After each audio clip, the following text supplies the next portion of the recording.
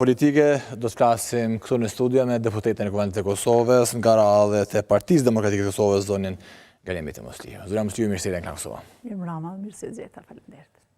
Qysh e pash në fund një deklaratë e zonjës Haxhiu, tha se po duket që keni reflektuar ju dhe zoti Haradinaj, se kur po tërheq vërejtjen zonja Haxhiu, keni se sipas saj çfarë dishit thot në të? Unë dhe zoti Haradinaj ja thash edhe zonjës Haxhiu sot në sallë të Kuvendit, pa mikrofon normal, po ajo më dëgjoj shumë mirë. E kemi dekoduar Albulena Haxhiun, sepse lexohet lehtë ajo. Lexohet lehtë. Lehtë lexohet Albulena Haxhiu. Prandaj është goxha zër me na shtin kurth qoftë mu, qoftë zotin Haradinaj. Dhe për mu krahasimi me zotin Haradinaj është nder. Mirë shumë. Për të rikthyer tek ajo për çka ju kemi ftuar, pa për të folur më shumë për zhvillimet në Kuvendin e Kosovës, u bë shumë e madhe. A do duhet të ishte kaq e madhe, të bëj kaq e madhe një deklaratë që u tha në Kuvendin e Kosovës zonja Musliu?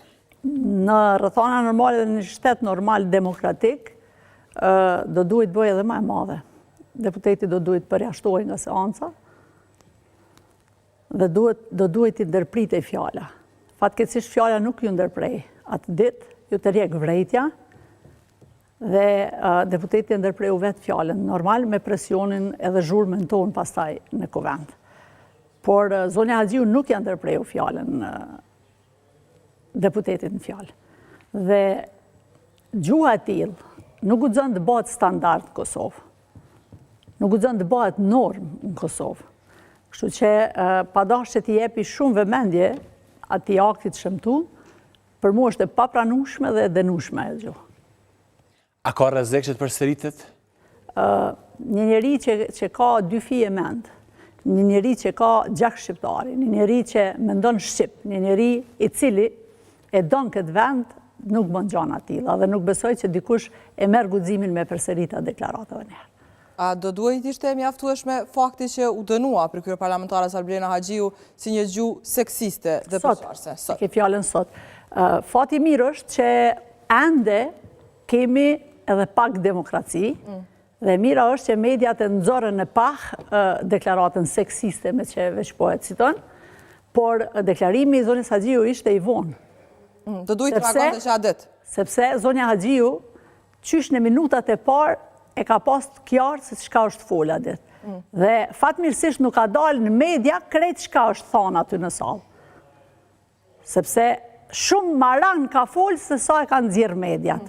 Ka edhe më shumë se sa ajo që dihet. Dhe zonja Haxhiu, për me qitë tamam si duhet rendin demokratik dhe udhëheqjen e parlamentit, në momentin kur e ka kuptuar atë në sallë, është dashur me dalë në foltore. Mos me na prit na me i kërku distancimin. Mos me prit me reagu na që ajo me denu deklaratën ati. Prandaj, në rregull, sot e tha, sepse dul në media dhe s'kisht e ka shkon, dhe jam e bindur se po mos ishin zgjedhjet afër, as nuk kish dalë as foltore sot. Kështu që, unë mendoj që ne duhet të reagojmë në momentin kur duhet reagojmë. Është shumë e rëndësishme me reagu në momentin e duhur. Sot ishte një reagim post-mortem. Por nga njëherë i vi më mirë vonë se sa kurrë. Urna? Është e shpreha më mirë vonë se sa kurrë. Efekti i deklaratës është arrit, unë mendoj. Ajo çka mua më pëlqen, edhe çka unë e përshëndes, është reagimin e fuqishëm qytetar që ka qenë gjatë këtyre ditëve. Pa dallim partie politike, pa dallim preferencash, reagimi i qytetarit ishte i kënaqshëm dhe mua vjen mirë që qytetarët e Republikës Kosovës nuk e pranojnë një gjuhë të tillë. Megjithatë, zonja Musliu thatë se ka patur edhe më shumë se sa ajo që ka dalë në media. Besoj që unë e përfundova saj për kësaj deklarate, nuk e kam ndërmend me nda asgjë më shumë. Zonja Haxhiu e din sakt se çka ka pasur. E di unë që kam qenë afër, e din edhe deputetët që kanë qenë afër ato. E din edhe zotniu që u shpreh, po kisha dashur me mbyll me kaq, sepse nuk dua më shumë të jap vëmendje deklarata të tilla nga koha ime që për mua është shumë e çmuar. Po mbyllem me këtë, vetëm ai ishte afër edhe kur zonja Qitaku nuk e pranoj afër të afrohet deputetit. Jo, nuk isha se afër. Vetëm se e pash prej media. Jashtëzakonisht mirë dhe dinjitetshëm. Në një fotografi që më pas u bë virale. Nuk dami që ka shkaktuar deklarata ati nuk fshihet me një kërkim falje. Prandaj zonja Qitaku ka reagu politikisht korrekt, njerëzisht korrekt edhe dinjitetshëm. Një deklaratë tjetër Ja juaj ata, ajo që thatë sot se ky pushtet bie. A sot dësh me deklarata, po dësh me ma? Deklarata ditë sot me krejt aktuale, krejt fresta. Ky pushtet thatë bie të martën. Pra, asë një shpres, edhe pse ka dhe pak ko, se do të mund të gjindet një emër, do të mund të bëhet qarja që është dhe presidenti, do të mos shkojmë zgjedi. Për dallim nga ajo që ka diskutu si deklarat, kjo imja nuk është deklarat, është fakt, është konstatim, është fakt. Sepse afati kushtetues është që të bëhet zgjidhja e presidentit deri të hanën.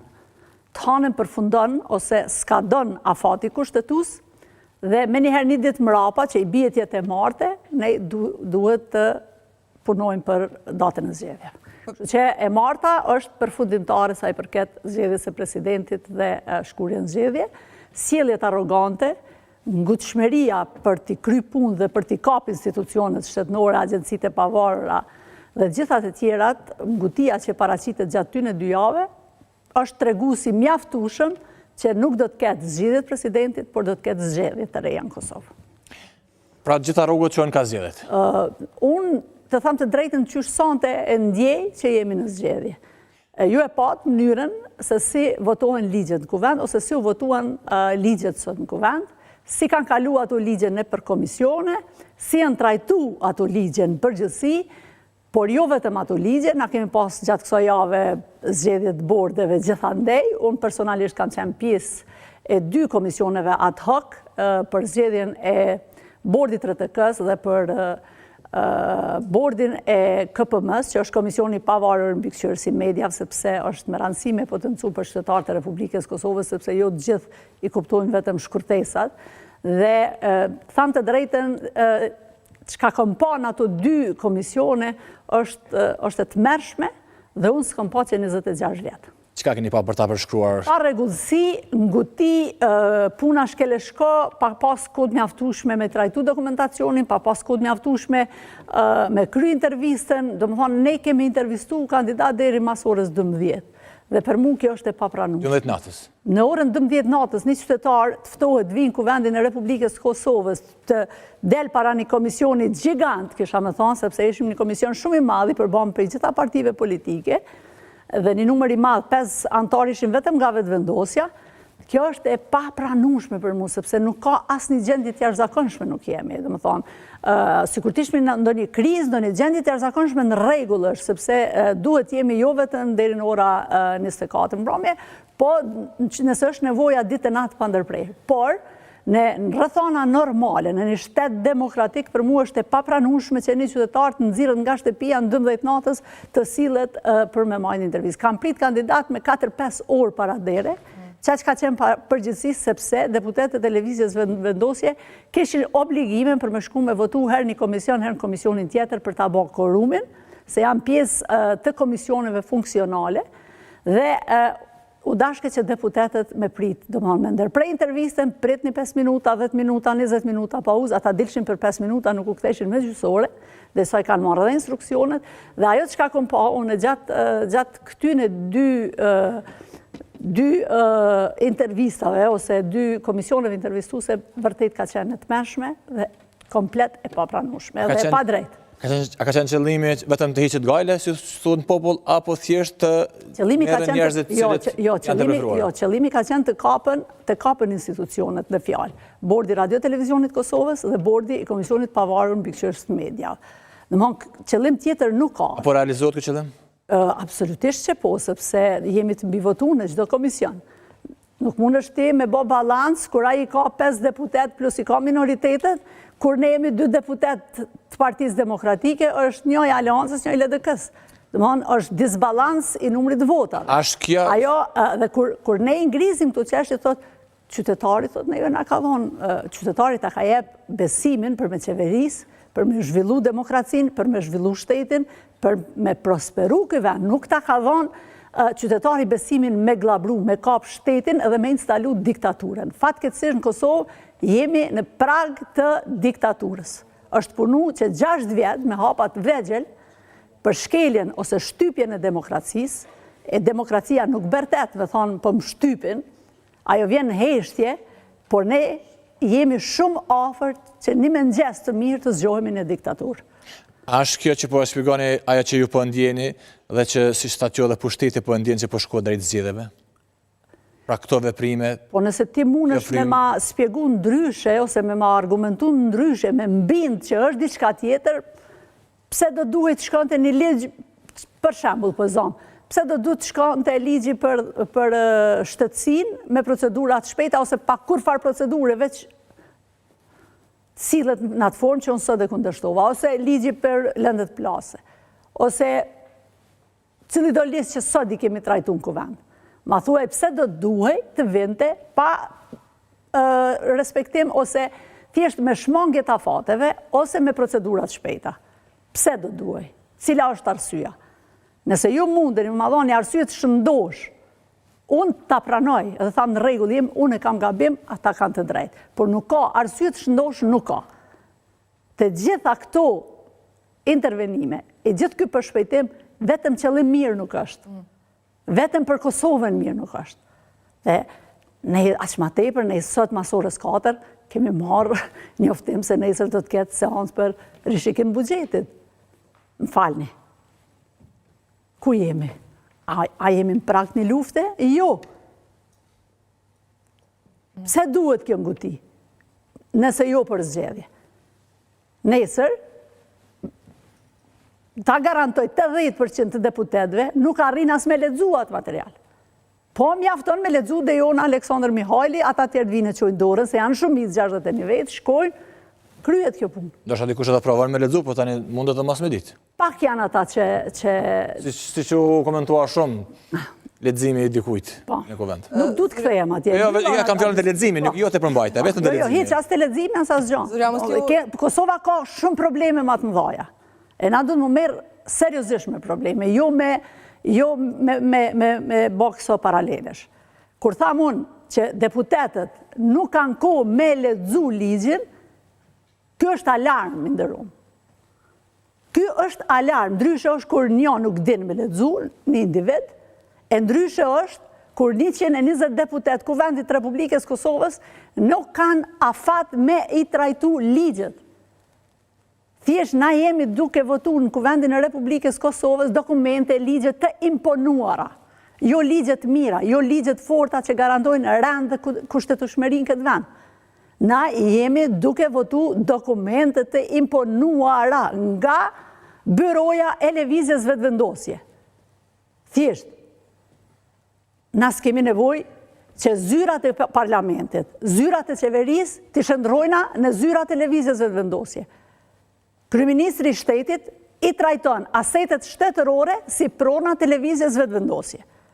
Tash, nëse unë e tim shkojmë tash në objektet e qeverisë të kuvendit, i kime gjetë njerëz aty duke punu. Të vetëvendosjes. Të vetëvendosjes, dhe kjo për mua është e papranueshme. Kjo është e pafalshme. Dhe çfarë pasojë prodhon kjo, Zonja Musliu, në kuptimin që janë kaluar projekt ligje në lexim të dytë që janë shumë të rëndësishme, sigurimet shëndetësore, çështja e ligjit të shtetësisë, po bëhet fjalë nesër për bordin, do të vinë emrat e bordit KPM-s, TRTK-s, është rishikimi i buxhetit, pra janë çështje shumë të rëndësishme që me DMS do të mund të kenë edhe pasoja në ta, nëse janë kaluar me probleme të cilat i keni evidentuar si kritika që kanë dhënë opozitë vazhdimisht dhe nuk i keni votuar ato, por megjithatë për shkak të umrave janë kaluar. Çfarë pasoja prodhon kjo për shtetin? Pasojat kanë me qenë afatgjata. Nuk janë këto pasoja që na kemi me përjetu në një ditë ose në një fushat zgjedhore, ose në një mandat qeveritar. Këto pasoja, shteti i Kosovës, qytetarët e Republikës Kosovës kanë me i vujt me vite, sepse nuk riparohen letë damet që i kanë shkaktu ta. Une nuk e kuptoj gjithë këtë nguti me kap gjdo institucion e mos me konë gjendje me majt atë institucion. Hajde që tash po nisemi, si dalim për kësaj studio, po nisemi për Prizren, po shkujme edhe pëse është vonë. Edhe vetëm shikone gjysma e autostradës për Prizren, është e ngushtume nga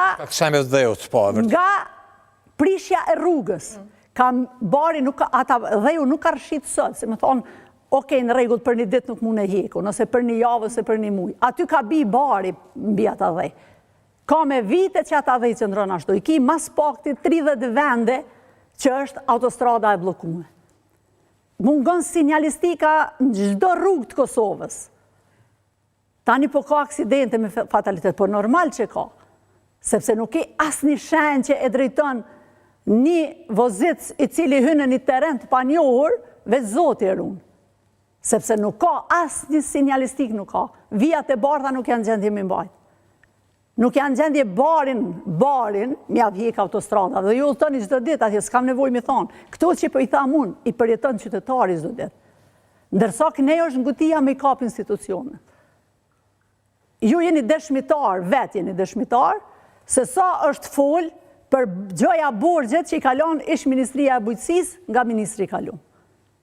Sot i kim mbi 30 milion borxhet që i ka trashëgu Armend Muja, Ministri i Bujqësisë, prej ministrit para plak ose para orë si ti nga vetëvendosja. Si mundet një minister që çdo paraqitje televizive, çdo paraqitje në seancat Kuvendit Republikës Kosovës, çdo konferencë shtypi është anku që qeveritë e kaluara kanë lënë shumë borxhe dhe borxhet po më duhet me pagu. Si mundet një minister i tillë me la ministrinë me mbi 30 milion borxh? Prandaj është lehtë me fol. Krejt diktatorët në botë janë kanë oratorë të mirë. Super të mirë. Po ku kam përfundua të vende? Dhe na nuk guxojmë me hesht, sepse nëse ne heshtim para tendencës për të instalu diktaturën këtë vend, dhe i bëhemi pjesë e fajit. Dhe e tham me bindjet plot ata që heshtin dhe e lejojnë të instalohet diktaturën në këtë shtet, ata nesër kanë me dalë prap me luftu për liri. Po, si është gjithja zonja Mosliu, sepse me numra, po ju mund numrat, do më numrat, po i kalon projekt ligjet, me votat e juja ose pa votat e juja, po kalon projekt ligjet. Cila është gjithja, nëse edhe po shkohet në zgjedhje, po të Albin Kurti prap, do të shkojmë zgjedhje, po do të shkojmë prap në zgjedhje, sepse kombinimi numrave është i tillë. Dhe rume, vetë arroganca e ti në start tani të regon, kur thot, 10 miliona kushtojnë, thot me shku në zgjedhje, tash, po kena me shku prap zgjedhje dhjetor. Dhe këtë të regon, që shtash në start, që nuk është interesun me ofru vendit stabilitet. Dhe qytetari këto du të me ndëgju edhe me ledzu mirë. Me ndëgju edhe me ledzu kjartë. Ky njeri nuk është interesun që në këtë vend të kryoj stabilitet. Që në këtë vend zhvilloj ekonomin. Që në këtë vend të zhvilloj infrastrukturën. Sa të kamet autostrada e Gjilanit. Mos flasim për rrugë tjera. S'ka mujt me përfundu as rrugën për Poduje vende. Ende nuk është përfundu në mënyrën e dur rruga për Mitrovic, prej që e kemi la na. Prandaj, problemi është që mjaftushëm kjo deklarat për një mendje të shnosh, në momentit Gjedel, kryeministri i shtetit, i cili i ka marrë 51% të qytetarëve që kanë dalë me votu, sepse po interpretohet nga njerë keq, kur po thojnë 51% e qytetarëve të Kosovës e kanë votu Albin Kurtin, jo. E kanë votu 51% atyre që kanë dalë me votu. Megjithatë, ka vota. Megjithatë, ai i ka marrë 51%. Dhe janë mjaftueshëm me qeverisë, janë mjaftueshëm me zgjedh presidentin, janë mjaftueshëm me ecë Kosova përpara. Nuk e ka Kosova luksin për gjithë këto drama, për gjithë këto trazira, për gjithë këtë destabilizim. Zonja Mosliu, deklarata zotit Kurti se do të ketë 2 palë, 3 palë zgjedhje. A shihet një farforme si një lloj kërcënimi ose shantazhi? Ndëgjo, shantazhin mund është mja bo të shantazhuarit. Ai që është i shantazhueshëm, ai që ka përgjithësi dhe faj. Nuk mund është ti për skfi, a muj me të shantazhu në ty që tash me diçka? Me të shka muj me të shantazhu? Me asë gjë, s'm ke bon kur gjë. S'm ki asë një borç. Dhe ne si parti politike nuk i kem asë një borç Albin Kurti, dhe s'ja kemi frikën shantazhev tina, dhe s'munet fare me na shantazhu. Për me na shantazhu Albin Kurti, neve du t'i kemi borç Albin Kurtit.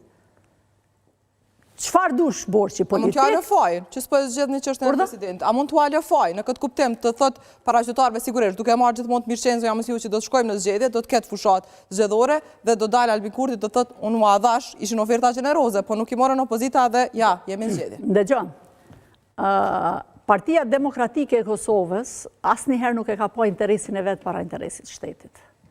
Dhe edhe sot në këtë studio kur po flas, dhe tash, nëse merrni telefonin, kontaktoni çdo antar të Partisë Demokratike të Kosovës, antar aktiv, qoftë edhe në zonat më të thella atje ku i kemi, në nivel lokal, secili prej tyre ka dhënë përgjigjen e njëjtë. sepse për neve është me rëndësi shteti.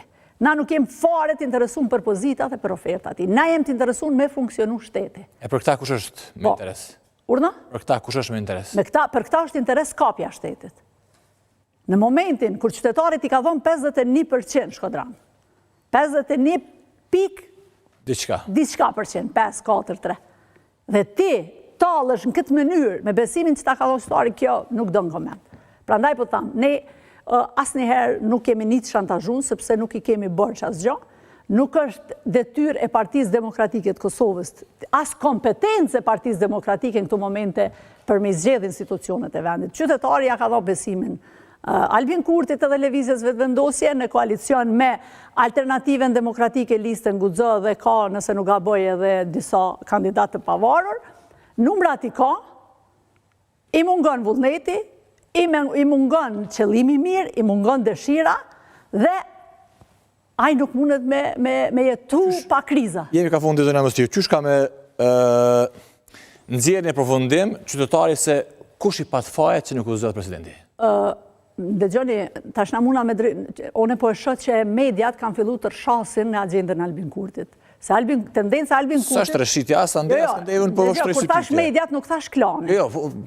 Dhe unë kam drejt me dhonë mendimin tem. Absolutisht. Ju pastaj argumentoni ndryshe. Kur thash mediat, po flasi për mediat në përgjithësi në Kosovë, se kjo pyetje nuk i pari që po më ban. Këtë pyetje e kam dëgju mas pak të 10 herë. Pse po më këtë, sepse zonë të vetëndosës sot kanë thënë që për shkak të opozitës. Opozita thot për shkak të lëvizjes e vendosjes së qeverisë. Ata shpytja shtrohet. Qytetari thjesht i dëgjon dy deklarata. Qysh me u bind që zoti Kurti ose opozita po çojnë në zgjedhje. Kjo është pasqyrë e lexueshme. E kush nuk don me kuptuar interpreton si të doj. Qytetari ka dhënë 51% që ai e ka nxjerr fitues absolut karshi me rezultatin tonë. Dhe këtë po e potencon vazhdimisht. Po, ai po krenohet me këta. Madje tentoj me u tallë me lider të opozitarët, të thonë, ka filani, vota ma shumë se. Ndërsa ma herët, kur një nga kolegët e juve, nuk e dinë cilën studio, i thot, për Kadri Veselin, thot, është ma i votuari, thot, edhe Hitleri ka qenë i votum. Tash, ati përgjigjemi na me të njëjtën gjuhë, edhe Hitleri ka qenë i votum si që ti? Nëse dojnë me bon loj fjallësh, nëse dojna qytetarin me shtina mulli, jo, qytetari ka lexuar shumë qartë. Qytetari ka dalë në zgjedhje me 28 dhjetor, ja ka dhënë mbi 51% lëvizjes vetëvendosje me koalicion, 4 parti, për me qeverisë këtë vend. Dhe me kriju institucionet, i ka pas të gjitha, edhe i ka edhe sonte, kur po flas të gjitha mundësit, që ai me nxjerr vendin për krize, që ai me i kriju institucionet. Dhe nëse se bën, bëhet fajtori. Dhe tash, ndëgjo, kështu për razim politik nuk flitet. Na muj me bo me gesh gjithë ditën nga aj, edhe aj mune gjithë ditën e gjithë natën me bo me gesh prej neve. Realiteti është shumë i qartë, po e thamë prapë, nuk jemi ne kompetent. Unë e kam thonë dhe po e përsëris sonë të këtu, me zonë të lartë edhe me bindje të plotë. Let na jep neve, qytetari, jo 51, 35% në zgjedhjet e ardhshme, unë i garantoj që kena mi botë gjitha institucionet. Në afat rekord, sepse Partia Demokratike është e dëshmume.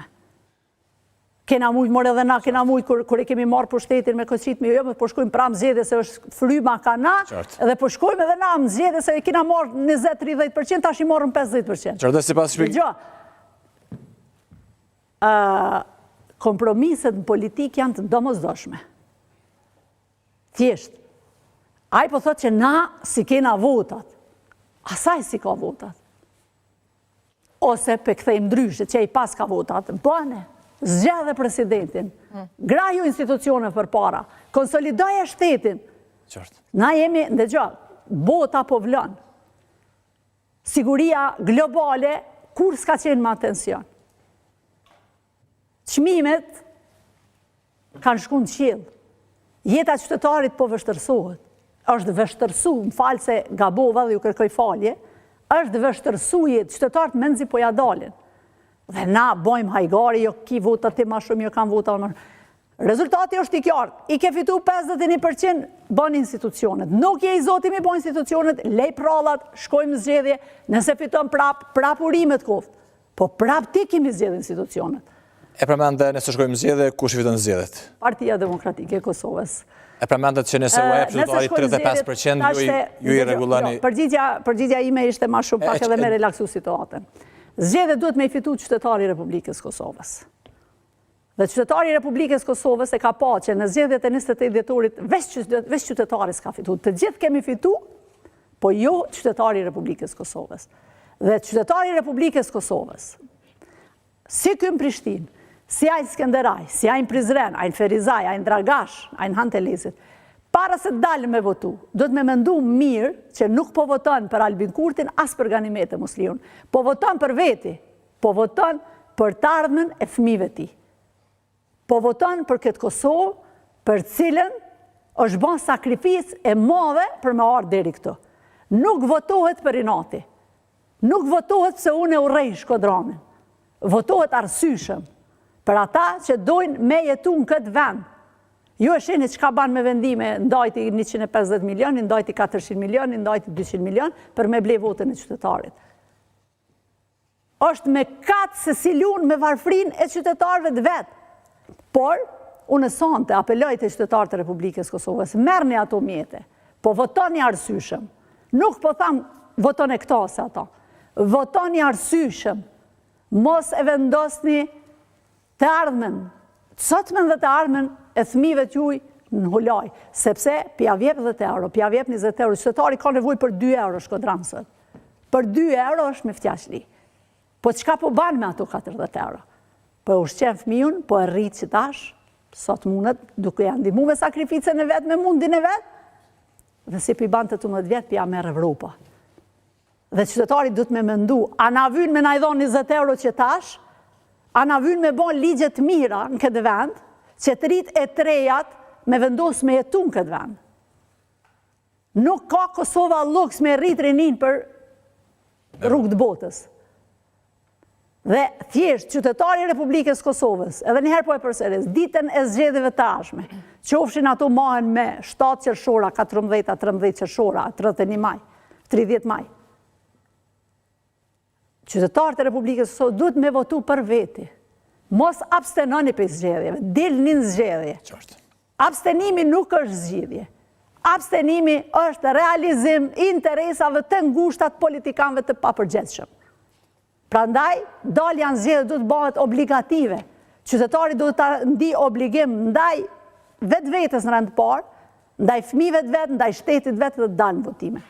Zonja Musliu, faleminderit shumë nëse... Jo, dhe të ata që me këta felë Zonjës Musliu, kur më afërës duket se janë zgjedhjet. Faleminderit shumë që keni qenë sot në Kosovë. Ndërkohë Shkodran, sot në ditën e librit, gazetarët e Klan Kosovës i kanë pyetur disa prej deputetëve, kolegëve të Zonjës Musliu, se çka lexojnë dhe çfarë literaturë kanë zgjedhur